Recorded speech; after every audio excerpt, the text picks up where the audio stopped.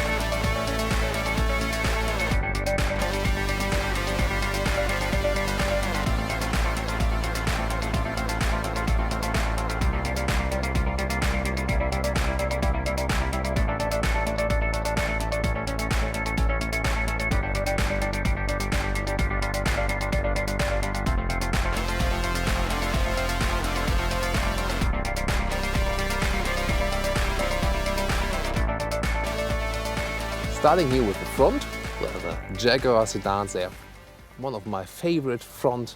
This is here the glossy black grille, although I more prefer a chrome grille, but here in the sports version, the S version, it features the black grille. You see the XF in comparison to the XE has a little bit of that twinkling eye that the XF had before of the facelift of the previous generation, before 2012. Interesting design detail there. Generally you have this power dome on the hood, very powerful, very strong.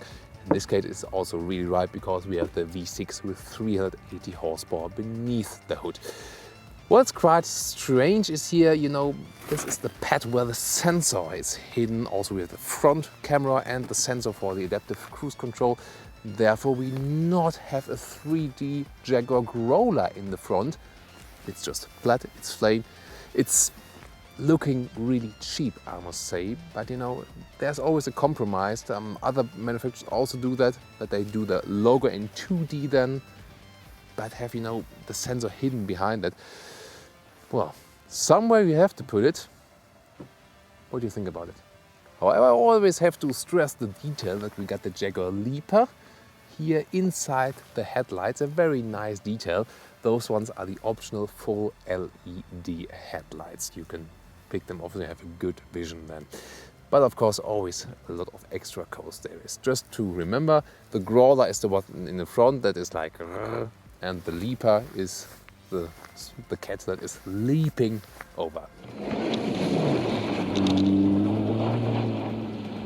The weather in the Swiss Alps is not as beautiful as the one we had recently in Sweden, but definitely a warm grüezi to all our fans from Switzerland watching Autogefühl. What is beautiful, I can tell you, is the exterior design of this upper mid-size sedan. Sorry, because XE mid-size, XF upper mid-size, and with Mercedes E-Class, BMW 5 Series and the Audi A6. That is the region where the Jaguar XF is playing, and that is of course fierce competition. What can you do? You can make a spectacular exterior, of course. Especially here with the S version, we have bigger alloys. In this case, they are combined with winter tires, therefore they don't look too huge, 19-inch. With summer tires, they would look even larger. Red brake calipers at the contrast, in this case also fitting to the exterior color of the car. Then those fake air outtakes, well, nothing really behind it besides of paint, but they look quite fancy, and so why not? Then let's continue. You see the contrasting black lower bumper of the car. This is had been placed especially for the S version as well, and we also have a small contrast in the rear, in the side mirrors, and we quite often have a chrome frame around the Jaguar sedans. Here it is also in black. Well, I like sporty cars, but in this case I also usually prefer, when it's a sedan, that it's also with a chrome frame. What's your opinion on that one? Put it in the comments. Again, with the Jaguar design, we have not so many design nights. It's not playing with the design, it's being, keeping into the basic principles of good automotive design. And I think they have been kept right here, also with this coupe style ending off the rear and just one design line floating towards the rear.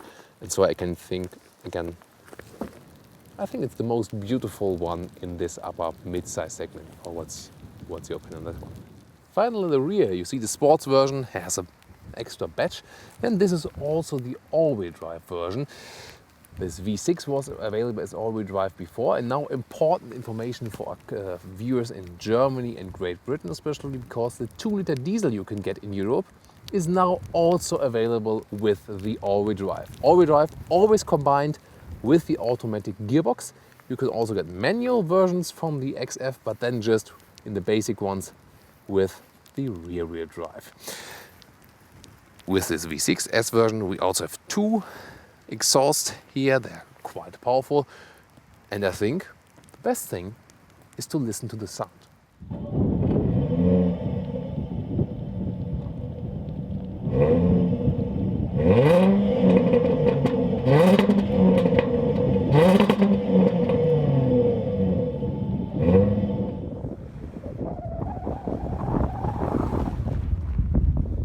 Let's go with that engine. Jaguar XF is basically available with a 2-liter diesel with 163 horsepower or 180 horsepower. That's for Europe. Then let's also move on to our friends in US and also available in Europe. This one here is supercharged V6 3-liter engine, either with 340 or in this case the S version with 380 horsepower. It's the same like in the Jaguar F-Type or also in the smaller Jaguar XE. By the way, look at that huge cooler here. You see, wow, that one is really huge. And well, at some point, I think we'll also see an XFR again. That will probably then again feature the V8, but it's not out yet. But it would just make sense. There was an XFR before, and even XFRS, could always say sport, racing. I can tell you, power-wise, this one is definitely already enough, especially if we are on snow today. If you're more interested in also in the weaker engines, also about the diesel, in the other driving review, we also have the diesel and can tell you something more about that one. Because one diesel I have forgotten, yes, thank you for reminding me, there's also this 3-liter V6 diesel available as well. That has, of course, also massive torque. The big diesel, however, not available with all-wheel drive.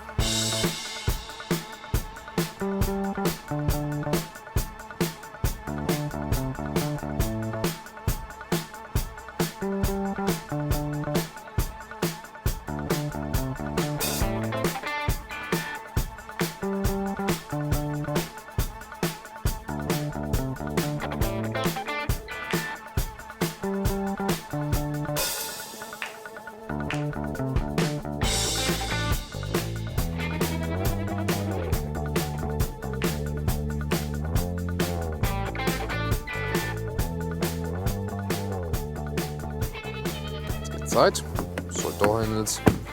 Well, the sound, I've heard better one, but still, overall, it's a solid impression. Let's take a first look into the interior, and the snow also wants to take a look at that interior. It's the S Sport equipment here, and with the optional full animal skin equipment, I would really like to see a standard seat, or also if you pick R Sport or S versions, you also usually have standard with some cloth on the inside. But usually the test vehicles are always equipped with the maximum stuff. Well, it's unfortunate that we cannot see the other one. I can recommend you to go for the cloth version on the inside. Other than that, you see a very sensual interior with a lot of nice details. For example, also this loop is already beginning right here, which is then carried on over the front of the dashboard. A really interesting thing. And you see it right here. I guess this one should be artificial leather then, I think, with contrast stitches in white. And I'm also always a fan of contrast stitches. And what you can already see in the very front here, that we got also an optional head-up display, which is, I can tell you so far, not the best part as for the visual stuff. I've seen better ones. The best ones at the moment, the most refined one is BMW offering at the moment. Interesting thing about this interior that they have kind of taken best of Jaguar so far as well. For example, steering wheel, that's first seen in the F-Type. However, the buttons on the steering wheel, I would really like to see that changed because it doesn't convey the best quality feeling. What is quite nice that we have option to the heated steering wheel. I really love to have that one. The size, however, is very good, and you also have a sporty handling. Then what I was talking about, this loop continues at the inside of the doors and then goes all the way across here. It's hard to see because it's dark against the bright snow, but you see the Jaguar plate in front of there, and we first seen that one in the Jaguar XJ. It's inspired by yard design, because you can have it, for example, also in wood. Here it's you know, rather plain surface now, glossy one, but I would rather take it in the wood.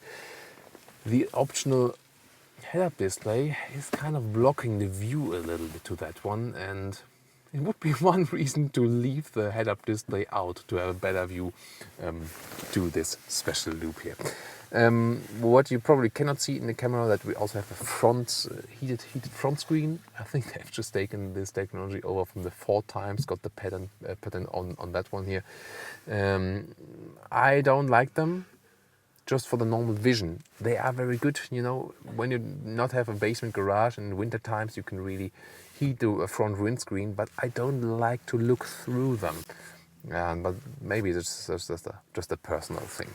I can also start the ignition, that you can see more of what's happening here. Very nice detail here that we got the Jaguar logo when we start the screen. And the buttons, they have improved the quality here, also as for the sound, and you can see the temperature quite clear here as well. So I see at some details, also, you know, that part here in the lower front here, for example, when we've ridden the XF, the older generation, the first time, you know, we get the cars very early. So sometimes they are also pre-production cars, and you cannot really have a very, very final judgment. And they have improved the interior quality here now a little bit, and I'm really glad they did that. And so you can see that can also change a little bit. Of course, they also need the journalistic input to see where can we still improve some things. Then we can also take a look at the instruments, and they are also inspired by those of the F-Type, because you can see they're going very deep in there. Have the sporty look. In the middle part is digital part for some information, also for GPS information. Rest is then analog. However, you can also get digital ones, and you can also get the bigger screen optionally quite soon for the XF then. But this one is still a new infotainment system for the Jaguars. Let me first turn off the music now. And you see you have 4 different apps, basically: phone, media, climate, and the GPS. And then you can go on there, and yep, that's the basic screen overview. You can also use with glove, it's a little bit complicated right now, but you can also scroll around inside the map. I can show you that very soon. But you also have the hotkeys right here, for example the home button, which is also having a nice clicking sound, or a camera. We see the drone view from above, because we have the cameras front, rear, and at the side mirrors. And that gives us also good flexibility when we're in some narrow basement garage, for example. And you will also have the possibility to mirror your smartphone in here. And the best thing is to watch the separate video we have about that one. It will be linked in the video description, because we have done that earlier. So again, a map test now with real fingers, and it doesn't work here in that version. And also you see, it's very slow, so I really cannot recommend it. However, in the Jaguar F-Pace preview, that one will also be linked in the video description, there you see the wide version of that screen. That is option also available here. There also, this must be another processor, because there it's really fast how the mapper is reacting, but not in this version. Storage spaces inside of the doors is, let's say, limited. Also nothing if you have, you know, bigger bottles. If we move on to the glove box, slides down, not too much space, kind of standard stuff definitely. For your smartphone you have a rubber pad in the front here, that works pretty well. The beverages holders, they're kind of adaptive, and you can also close that one here to have a nicer view. And then I'm not really satisfied with the cover here. Not too good from a quality, just from my impression, but at least it's solid if you move it sideways. GoPro mount you can store in there, USB, aux and 12-volt power supply. That is available right here. But of course, well, there are cars that have better storage space. And for your glasses, up right here. It's kind of similar in all of the new Jaguar models now.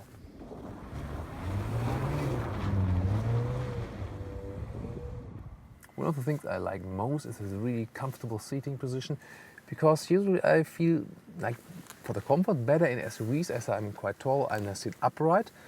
But here you don't have the most space, because you also have a rather sporty cockpit, but the seating position is kind of sporty and cozy at the same time. Of course, you can adjust it in multiple ways, also just the front part of the seat, for example. See with the front, or also the rear part, front, back, and also that one here, and lumbar support. And the steering wheel can be at the right side of the column, can be adjusted electronically to the front and the back and up and front, so you can really find your perfect position. Most people sit too far away from the steering wheel, by the way. You always have to have good control over the whole car, so maybe move a little bit more to the front. One of the things they did with the new generation of the XF, first of all, see the rear bench overview. They say they have improved the knee space in behind. And as I've also had a Jaguar XF, I really know how it was there in that car. And here it's really way better. Driving with 4Ls or maybe even 5Ls is really no problem. You see a lot of knee space, even if the drive is in the way I would be seating in the front. Even if you have the panoramic roof, you see that the roof line behind the ceiling goes up again, and therefore it also offers you reasonable headspace. And that's another thing they have been majorly working on with this new generation of the Jaguar XF. So also when you lean back, for a sedan that looks that sporty on the outside, the offering of the headroom is really plenty. Let's open the hatch. No, there it is. Electronically. For snow, this one is important. Besides that, you see it goes way in there, and with a small step that is going up, and you see, well, there's really a lot of space, definitely, but of course it's limited in the height. And what they have not fixed yet are those here. This one looks utterly cheap. I mean, the car that looks so great, why do they do that? And then this is here the release for the rear bench, and it's really the only way. Here and here, and then you have to go to the other side, and then you're able to flip the seat. I mean, come on, what system is this? I'm glad they have changed it now with the Jaguar F-Pace, because with the F-Pace you will have some flipping mechanisms from the rear, and then you can flip the seats easily, and you can also flip the seats from the front with the Jaguar F-Pace, with the all-new SUV. Here it's really, well, maybe one of the weakest parts of the cars.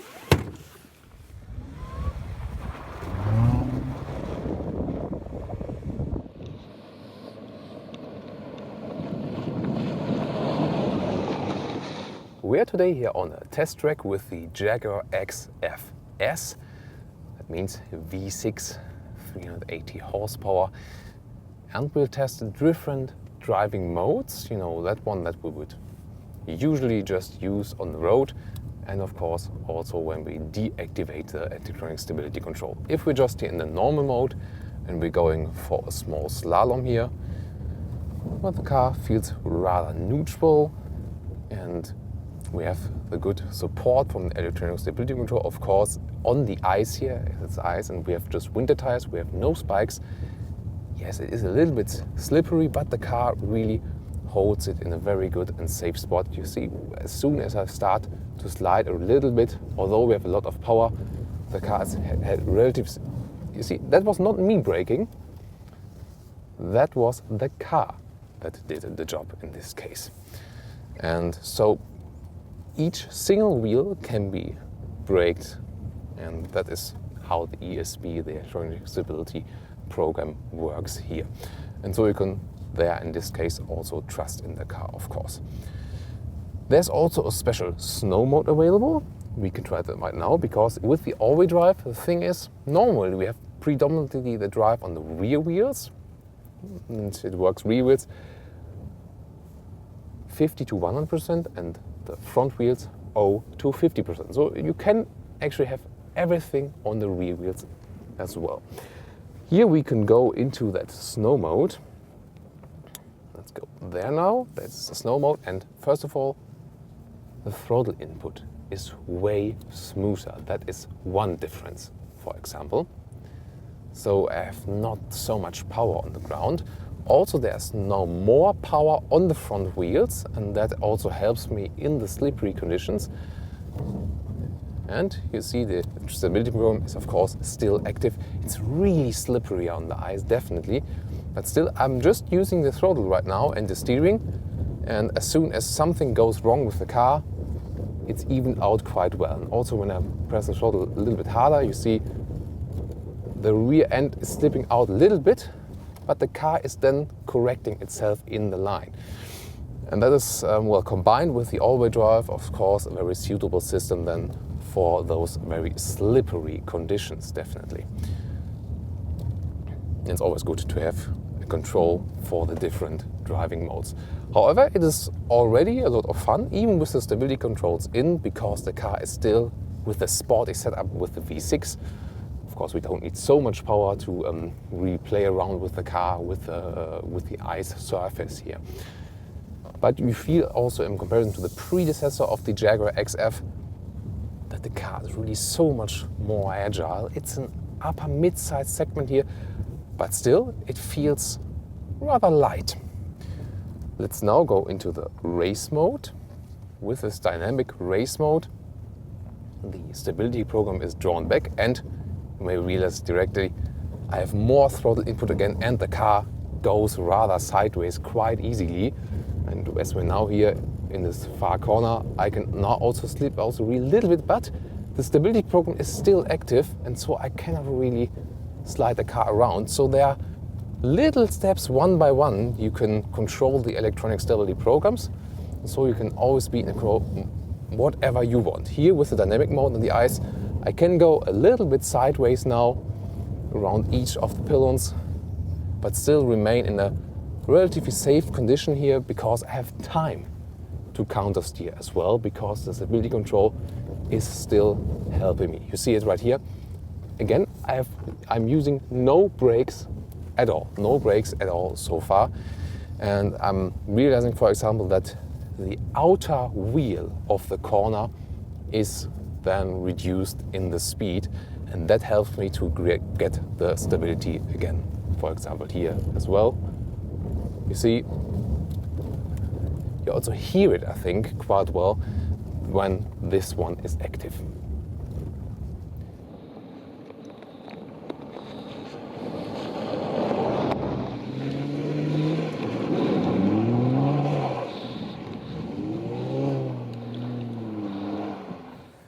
We can of course also go into the S mode, but that just gives me a little bit more throttle input, and later shifting up doesn't really help me that much. I'm staying in D mode. What I can do is press the ESC button once, then I'm in a track DSC. That reduces the stability control even more a little bit. And that's, I think, a good setting also for like dry racetrack. And here I feel that there's still something happening, for example, with the front wheels, that they're a little bit reduced in speed here as well. But that gives me a little bit more freedom to play around with the car then again. Especially when I'm here now in the far corner. Now the rear end sliding around just a little bit, but still we got some systems active. As you can see here, I can already set the car to the side, let the rear end slip out. but then I cannot really maintain the speed while sliding because the electronic stability are still active. And I mean, in general, looking at where you can cruise around with the car and what you can do with the car, it's also just makes sense that those systems are still always a little bit active. You see, I'm pressing the throttle, but nothing is happening anymore. This car is still reducing the speed because we have still this track ESC active. It's really good for a dry racetrack. If I really want to have some fun, I have to hold the button, and then we got to the last stage. Heard it also, now the DSC is completely off. Also the AEB, it says here in the middle screen, the autonomous emergency brake is off. And now you can also hear that the engine is finally turning up the RPMs again. And I got it way more loose from the traction control. Of course, that's more fun. But now for normal road purpose, that wouldn't really make sense. Now I can really screw with the car. And you see it right here. It also timing-wise, it doesn't make sense because I'm faster when I'm driving around the slalom rather calmly and not with sliding out the rear. But here I can really slide around the car now. That's a lot of fun. I love snow riding. You've seen our recent reviews also where we also had some snow action. That was really a great thing. And here, especially in those far corners, you can really slide around the rear. And when you now push the throttle, you see, as we're on ice, I'm sliding with the rear and with the front wheels at the same time. And that is only possible because the EC is drawn back now. So the funny thing about the car here is, and the very interesting thing, you can really have each single level set which control you want to have or which one do you not want to have. And I think that's a very good thing, definitely. And well, if you're here on this open snow track, it's of course a lot of fun to go wide open with the throttle here now and slide around. And well, the winter tires don't hook up so well here on that ice. It's a reason for that in comparison also to Sweden, where we were recently. Here in Switzerland, it has been quite warm for this winter time, and therefore we also have quite mixed conditions on the surface. So now I'll give you some fun corners here with the Jaguar XFS. And sometimes you would even think we are in the XE. You see, this is the great stuff now. I'm driving like just with the throttle and a little bit with the steering wheel. I'm looking to the far outside window and can see straight. That is the ultimate fun. And that shows us also the sporty side of this car, that will really have a lot of torque on the rear wheels. And again, I think the main thing about this new generation of the Jaguar XF is that the agility has been improved. The old XF was a really great car for cruising around as well, but not for this sport driving. And yeah, I can really press around the rear one very precise, but it's not too much. It's not like with a totally uncontrollable V8. Here with the V6, you can really very fine-tune the throttle, and that's also fun here in this slalom ride.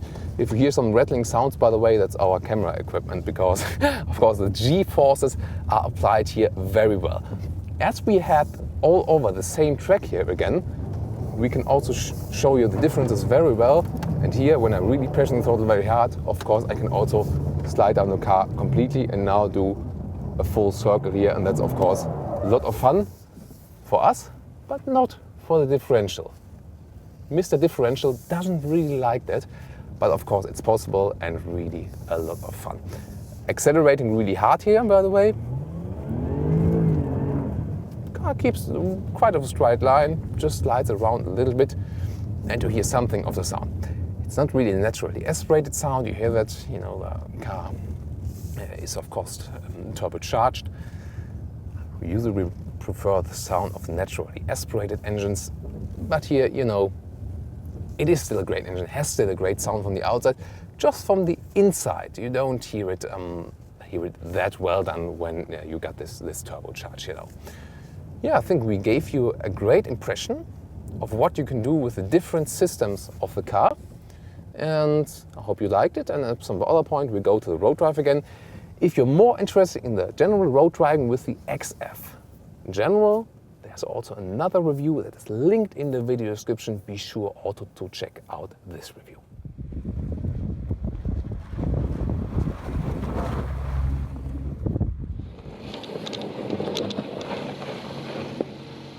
And now to the conclusion on the all-new Jaguar XF here in the the sports version. A very emotional upper mid-size sedan, and I really liked the experience. The exterior is my favorite in the segment, definitely. Interior, from the styling wise, also very good. And I also like it that they stepped up the interior quality level. I was criticizing that in the first review we had, and they have improved that one now. So I'm really glad they did that as well. Of course, if you take the other competitors, maybe they're even a little bit more spiced up the interior as for the quality build level, but not for design. This one is also a little bit more special in here. The driving dynamics, they have really done a great job here. We've experienced it on the road so far. Here in the test track, also very nice experience.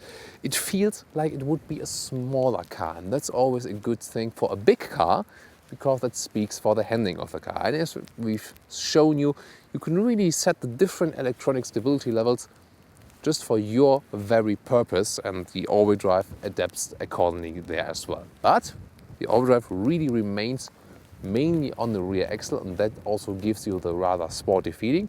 However, if you need the security measurements, you can just leave everything in, snow mud and stuff. And then in combination, especially with the all-wheel drive, you also have a car that is even suitable for the winter time then.